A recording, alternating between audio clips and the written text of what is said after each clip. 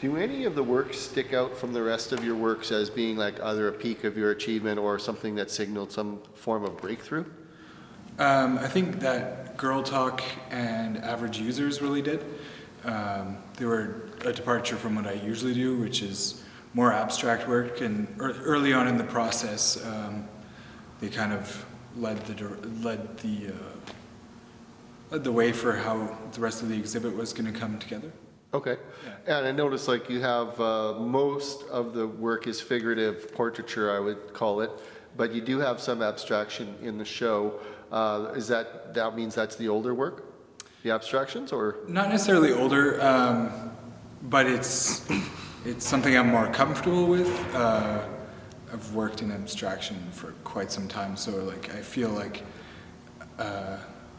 this work is different because it's evolved from what I used to do. Right. Yeah. Do you, since the figurative piece almost has a built-in narrative to it, do you have a different mental or narrative outlook towards your abstract work as you bring to your figurative work? Is there a different approach that you take mentally to do the work? I think I attack the canvas the same way, which is kind of an additive, subtractive kind of approach where I'll start painting and then scrape something off or white it out or that kind of thing. And I do the same thing with both figurative and abstract. Yeah. The figurative work or the portraits, are they people you know, or is it half people you know? Is it people that you've just made up in your head?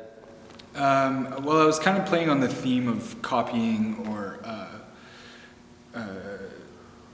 piracy in the sense that I was stealing these images and then reproducing them in a different context.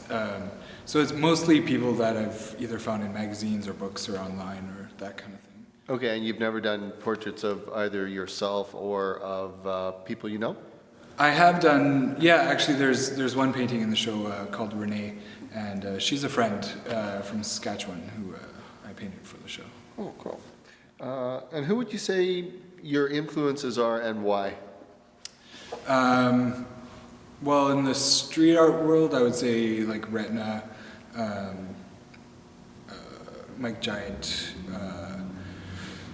there's a lot of them, but I follow them through various means, and they do influence how I approach my work, how I want the end product to seem, and then also like I will randomly pick up on some maybe ancient or kind of last century artist kind of thing, and be inspired by them as well.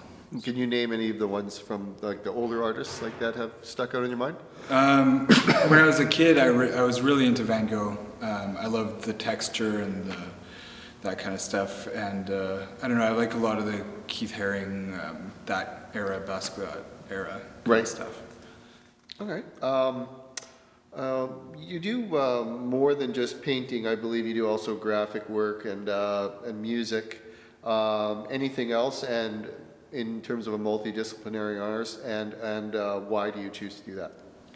I think I can express myself best when I choose as many avenues as I feel comfortable with. Like, I try to not spread myself thin, but really immerse myself in the project and the theme or the concept in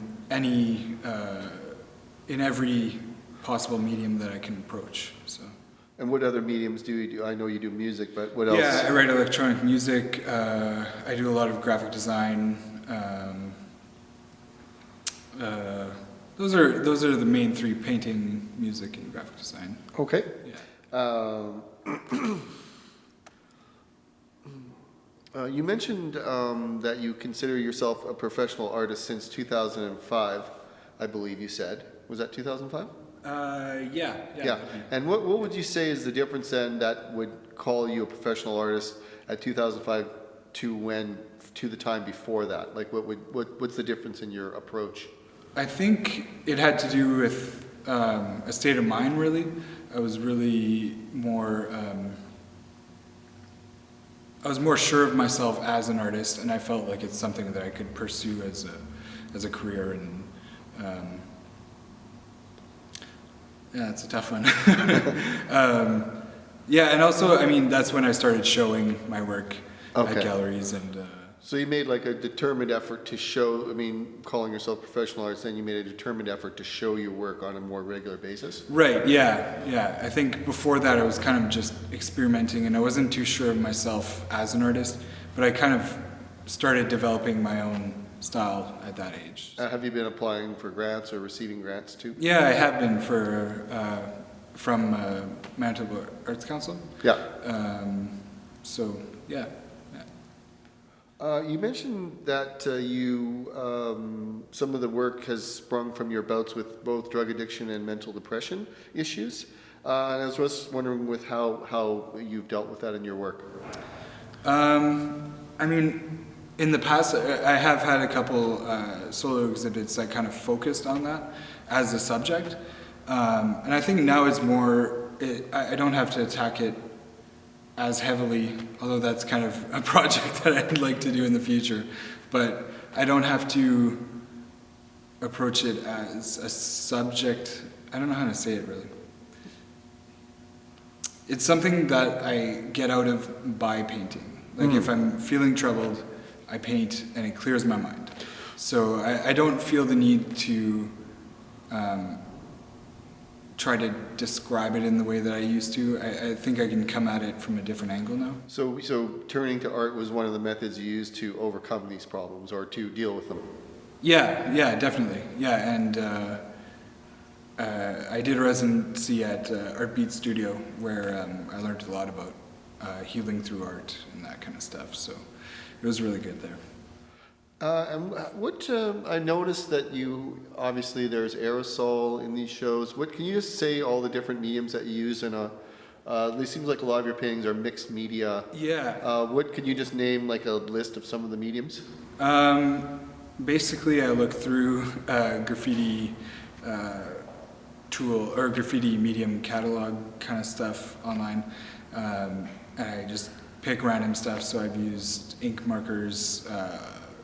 Paint sticks, spray cans. I use a lot of Sharpie oil paints, just a bit of everything, and I try new stuff, and if I don't like it, then I don't buy it again, and if I do like it, I keep. But in this show, there's like a lot of the works have like more than one medium in it. Yeah, right? yeah. Well, for sure, three or more kind of thing for the show. So. And do you have a history at all with the Graffiti Gallery, or is, if so, what is the history? I used to come here a lot for inner city images. It was a photography program, so we got to go in the darkroom and process images and stuff. I also did some volunteer work. Yeah, so I have fond memories of this place, so it's really fun to show here.